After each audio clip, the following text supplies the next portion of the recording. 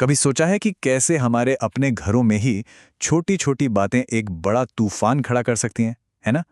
आज हम मुंशी प्रेमचंद की एक ऐसी ही क्लासिक कहानी बड़े घर की बेटी को समझने जा रहे हैं। ये एक ऐसी कहानी है जो हमें परिवार, सम्मान और सबसे जरूरी माफ कर देने की ताकत के बारे में बहुत कुछ सिखाती है। जरा सोचिए तो, क्या दाल में घी कम होने जैसी मामूली सी बात सच में एक हंसते खेलते परिवार को तोड़ सकती है? सुनने में कितना अजीब लगता है ना? पर हमारी आज की कहानी का पूरा ताना बाना इसी सवाल के इर्द गिर्द बुना गया है। तो चलिए देखते हैं कि आखिर ये होता कैसे है। तो कहानी की शुरुआत होती है गौरीपुर गांव से, जहां जमींदार बेनी माधो सिंह का परिवार रहता है। देखिए, उनकी शान शौकत तो अब पुराने जमाने की बात हो चुकी थी, लेकिन गांव में उनकी इज्जत वो अभी भी कायम थी। और इस परिवार में थे उनके दो बेटे, जो एक दूसरे से मतलब बिल्कुल ही अलग थे। तो भाई, एक तरफ थे बड़े बेटे श्रीकंठ सिंह, पढ़े लिखे, बीए पास, अपने उसूलों पर चलने वाले और ये मानने वाले कि परिवार को हमेशा साथ रहना चाहिए। और फिर दूसरी तरफ थे छोटे बेटे लाल बिहारी सिंह, एकदम देहाती, हट्टे कट्टे नौजवान, जिन्हें पढ़ाई लिखाई से ज्यादा कसरत और दूध दही में मजा आता था। मतलब एक की सोच एकदम मॉडर्न थी तो दूसरे का मिजाज ठेठ गांव वाला। अब इन दो भाइयों के बीच आती हैं आनंदी, श्रीकंठ की पत्नी और इस कहानी की असल हीरोइन। देखिए, आनंदी कोई मामूली लड़की नहीं थी।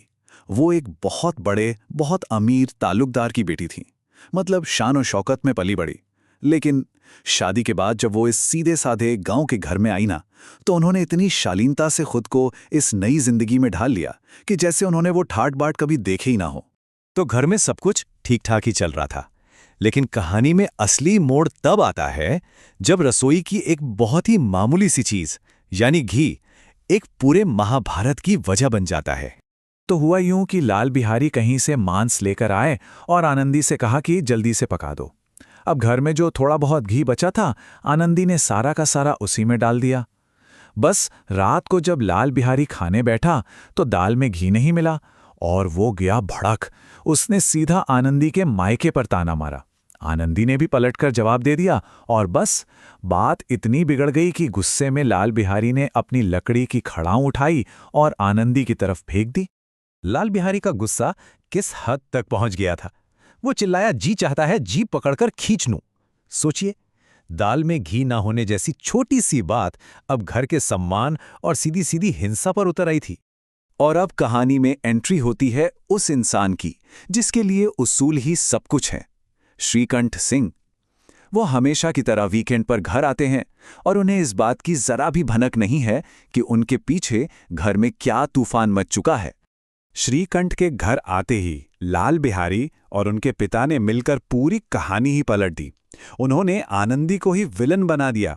कहने लगे कि वो तो बड़े घर की हैं, घमंड में रहती हैं, किसी से सीधे मुंह बात नहीं करती, झगड़ा भी उन्होंने ही शुरू किया था। मतलब सारा का सारा दोष आनंदी के सर। लेकिन जब श्रीकंठ अपनी पत्नी आनंदी के पास पहुंचे तो तस्वीर बिल्कुल बदल गई। आनंदी ने रोते हुए उन्हें पूरी सच्चाई बताई, अपना दर्द, अपना अपमान सब कुछ जाहिर किया। उन्होंने कहा कि ये मेरे भाग्य का फेर है, नहीं तो एक गवार छोकरा मुझे खड़ाओं से मारकर यूं न अकड़ता। और बस यही वो पल था जब श्रीकंठ को पता चला कि असल में हुआ क्या था। अब पत्नी का ये अपमान श्रीकंठ के उसूलों पर एक सीधा हमला था। सोचिए, जो इंसान हमेशा परिवार को जोड़ने की बातें करता था, आज उसी के सामने दो चीजें आके खड़ी हो गई थीं। एक तरफ उसके सिद्धांत और दूसरी तरफ उसकी पत्नी का सम्मान। श्रीकंठ का चेहरा गुस्से से तमतमा गया। उनके लिए अब पत्नी का सम्मान परिवार को एक साथ रखने के आदर्श से कहीं ज्यादा बड़ा हो गया था। इस एक अन्याय ने उनके सारे सिद्धांतों को जैसे हिलाकर रख दिया और अब वो अपने ही परिवार को तोड़ने के लिए तैयार थे। और अगली सुबह उन्होंने अपने पिता के सामने साफ साफ अपना फैसला सुना दिया। अब इस घर में मैं लाल बिहारी के साथ नहीं रह सकता। बस ये एक लाइन और परिवार टूटने की कगार पर आ खड़ा हुआ। जब लग रहा था कि भाई अब तो सब कुछ खत्म, घर बिखरने ही वाला है, ठीक उसी वक्त कहानी एक ऐसा मोड़ लेती है जहां पूरे परिवार का भविष्य सिर्फ एक इंसान के हाथों में आ जाता है, और वो है आनंदी। उधर दरवाजे की चौखट पर चुपचाप खड़ा लाल बिहारी ये सब सुन रहा था और अपने बड़े भाई की बातें सुनकर उसे अंदर तक शर्मिंदगी महसूस हुई।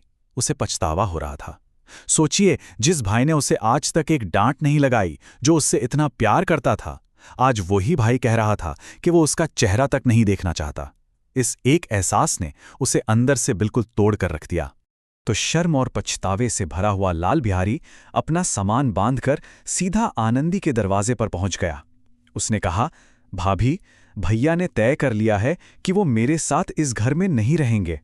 मेरी गलती के लिए मुझे माफ कर दीजिए। और उसने बताया कि वो हमेशा के लिए घर छोड़कर जा रहा है। अब जरा एक पल के लिए रुकिए और सोचिए। आनंदी, जिसका इतना बड़ा अपमान हुआ था, आज उसी का गुनहगार उसके सामने माफी मांग रहा था। अब वो क्या करती? क्या वो उसे माफ कर देती, या फिर उसे घर से जाने देती और अपने अपमान का बदला पूरा होने देती? और बस यहीं पर सामने आता है आनंदी का असली बड़प्पन। अपने देवर की आंखों में आंसू और सच्चा पछतावा देखकर उसका सारा गुस्सा, सारा अपमान, सब कुछ पिघल गया। उसने एक पल की भी देरी नहीं की। वो तुरंत बाहर निकली और घर से जाते हुए लाल बिहारी का हाथ पकड़कर उसे रोक लिया। ये सब देखकर श्रीकंठ का दिल भी भर आया। उनका गुस्सा भी शांत हो गया। वो बाहर आए और उन्होंने अपने छोटे भाई लाल बिहारी को गले से लगा लिया। दोनों भाई फूट फूट कर रो पड़े और इस तरह आनंदी की समझदारी और माफ कर देने की हिम्मत की वजह से एक टूटता हुआ परिवार फिर से एक हो गया। कहानी का ये जो अंत है ना, यही हमें इसके टाइटल यानी बड़े घर की बेटी के असली मतलब तक लेकर जाता है। तो आखिर कौन है बड़े घर की बेटी? इसका मतलब उस लड़की से बिल्कुल नहीं है जो किसी अमीर या ऊंचे खानदान से आई हो। नहीं, बड़े घर की बेटी वो है जो अपने धन से नहीं, बल्कि अपने चरित्र से, अपनी समझदारी से बिगड़ी हुई बात को बना दे और टूटे हुए रिश्तों को फिर से जोड़ दे। और ये पूरी बात बेनी माधव सिंह के इन आखिरी शब्दों में कितनी खूबसूरती से सिमट जाती है। जब उन्होंने अपने दोनों बेटों को गले मिलते हुए देखा तो वो खुशी से बोल पड़े, बड़े घर की बेटियां ऐसी ही होती हैं, बिगड़ता हुआ काम बना लेती हैं। तो ये कहानी हमें अंत में एक बहुत गहरे सवाल के साथ छोड़ जाती है कि असली बड़प्पन आखिर है क्या? क्या ये धन, दौलत और ऊंचे खानदान से आता है, या फिर ये विवेक, समझदारी और माफ कर देने की हिम्मत में बसता है? प्रेमचंद की ये कहानी आज भी हमें इसी पर सोचने के लिए मजबूर करती है।